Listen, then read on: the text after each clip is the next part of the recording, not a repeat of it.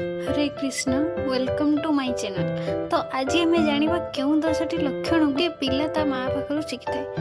Actually कह गले से बहुत किसी शिखी था से 10टी है मुख्य जहाँ से प्रिपेयर करे एडल्टहुड भविष्य जो समय आसो से समय को भैल्यू दिए।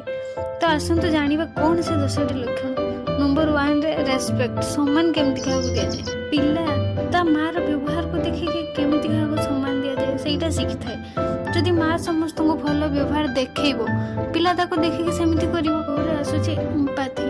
माँ मैंने साधारणतः पिलार फिलिंग्स को बुझती सेयार करती गोटे इमोशनल सपोर्ट कहले कौन माँ पिला भी से शिखिला माँ को पाखु से भी कहार इमोशनल सपोर्ट हो पार भविष्य। नंबर 3 रे कौन personal hygiene.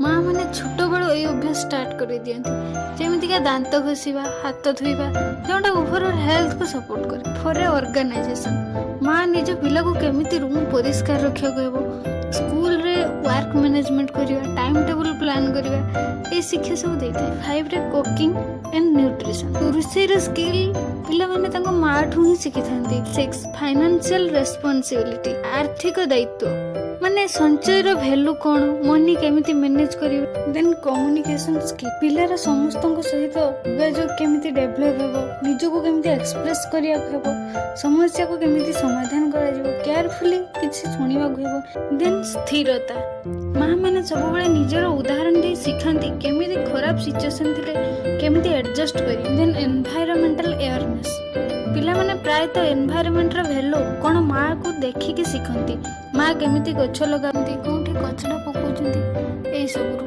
Then self care निजर केमिति जत्न नेबाकू हुए। हरे कृष्ण रहिली सांग माने माँ माने निज व्यवहार प्रति ध्यान दियंतु निज पिला को भल मनीष करि गठान।